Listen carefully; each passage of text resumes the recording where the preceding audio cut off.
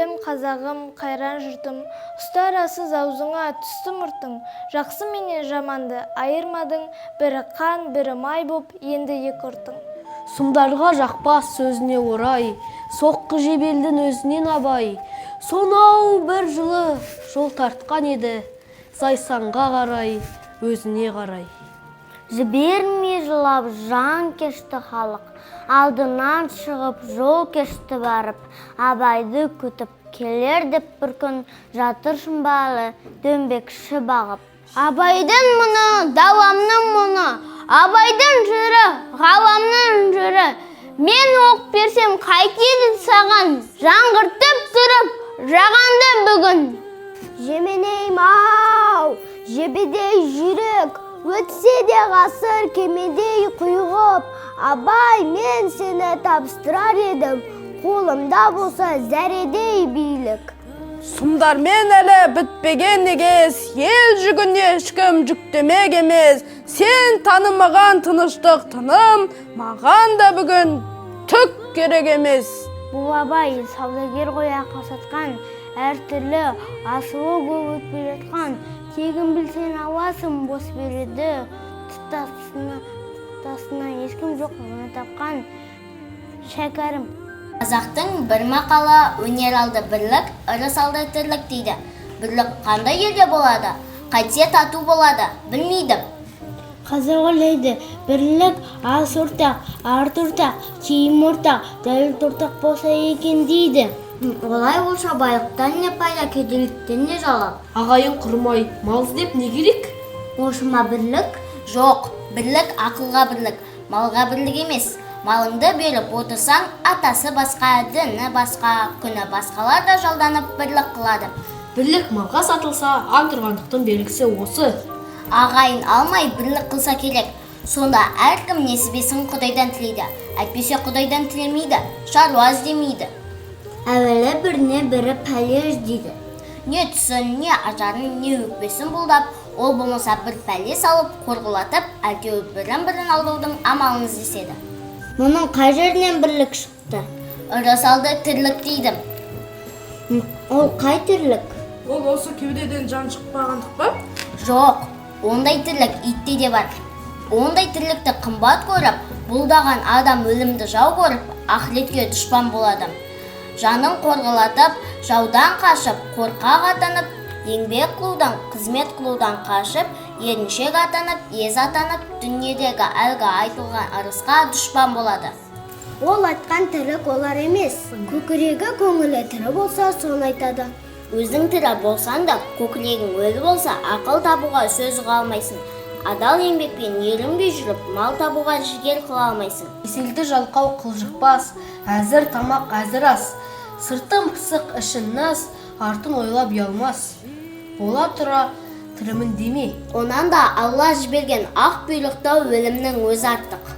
Құрметті оқырмандар, сіздерді 10 тамыз Абай күніне арналған Абай мұрасы рухани қазынамыз атты кітап көрмесімен таныстыруға қуаныштымыз. Бұл көрменің мақсаты қазақтың ұлы ақыны, ойшылы, ағартушысы Абай Құнанбайұлының өмірі мен шығармашылығын насихаттау, оның мол рухани мұрасын жас ұрпаққа таныстыру және кітап оқуға деген қызығушылықты арттыру. Көрмеге Абайдың өлеңдер жинақтары, қара сөздері, поэмалары, аудармалары, ақынның өмірі мен шығармашылығы туралы зерттеу еңбектері, сондай-ақ абайтану ғылымына арналған әдебиеттер қойылған. Сонымен қатар, оқырмандар қазақ әдебиетінің інжу маржаны саналатын Мұхтар Әуезовтің Абай жолы роман эпопеясы мен Абай мұрасын жан-жақты танытатын басқа да басылымдармен таныса алады. Абайдың шығармалары адамгершілікке, білімге, еңбекқорлыққа, әділдікке үндейтін мәңгілік мұра. Ақынның ғылым таппай мақтанба, интернатта оқып жүр, жасымда ғылым бар деп ескермедім сияқты өлеңдер мен ғибратқа толы қара сөздері бүгінгі күні де өзектілігін жоғалтқан жоқ. Кітап көрмесін тамашалай отырып, оқырмандар ұлы ақынның даналық ойлары мен сусындап, оның шығармалары арқылы ұлттық құндылықтарды, рухани байлықты және адамгершілік қағидаларын тереңірек түсіне алады. Баршаңызды Абайдың асыл мұрасымен жақынырақ танысып, кітап көрмесін тамашалауға шақырамыз.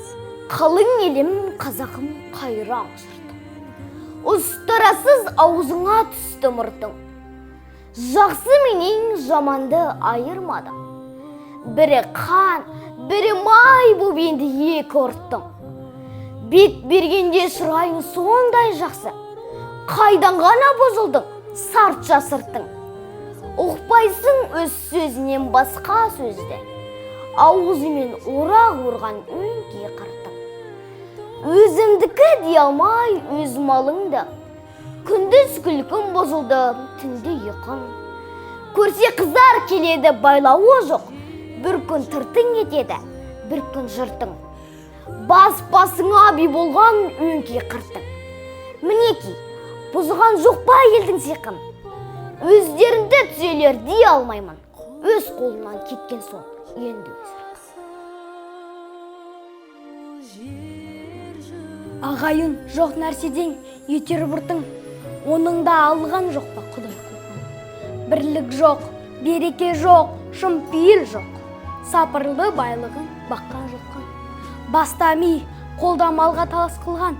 Күш насқан күндестік бұздау шырқын. Оңалмай бойда жүрсе осы қыртын. Әр жырдақ жазылмай ма жаным тұрқын. Қай жеріне көңілге қуат қылдық. Қыр артылмас болған соң менсе қырқын. Тиянақсыз, байлаусыз, байғұс құлпың. Не түсер дейсің, құр күлкі дейді, жыртың. Ұғындырар кісіге кез келгенде пұш-пұш демей қалама одастырдың. Көңілім қайтты, достан да, дұшпаннан да. Алдамаған кім қалды тірі жанда. Алыс жақын қазақтың бәрін көрдім. Жалғыз жарым болмаса анда-санда. Пайда үшін біреу жолдас бүгін таңда. Ол тұрмас бастан жыға қисайғанда. Мұнан менің қай жерім аяулы деп бірге тұрып қалады кім майданда. Енді көштің сөзі ұрлық, қарлық. Саналы жан көрмедім сөзді ғарлық. Осы күнде, осы елде дәнеме жоқ. Мейір қаным мәз болып қуанарық. Байларда мал қызығын біле алмай жүр. Жаз жіберіп, көз атын не алмай жүр. Сабылтып, күндірлатып, жоғалтып, замен жүйіп кіре алмай жүр. Естілер тесіне қуанбай жүр. Ел азды тұнандар маймай жүр. Ала жылан ашпақа күпілдіктер, кісі кенде бұқтан ұялмай жүр. Бектікте біреу бекіп тұра алмай жүр. Одағы ұрық артық жалмай жүр. Қарсылық күнде олған теліктен тек жаза тартып ешбір тұра алмай жүр. Қарындас қара жерге тығалмай жүр. Бірінің бір сөзі құба алмай жүр. Құда тамыр дұршыран қатын балаң, олар да бір қалыпты бола алмай жүр. Қыз қыстауың қып-қызыл ол бір пәле, оралып ешбір шаруа оңалмай жүр. Жасы кіші үлкеннен ұялмай жүр. Сұрамсықтар нәпсісін те алмай жүр. Сәлем борыш, сөз қулық болған соң, қандай жан сырттан сөз болып саналмай жүр.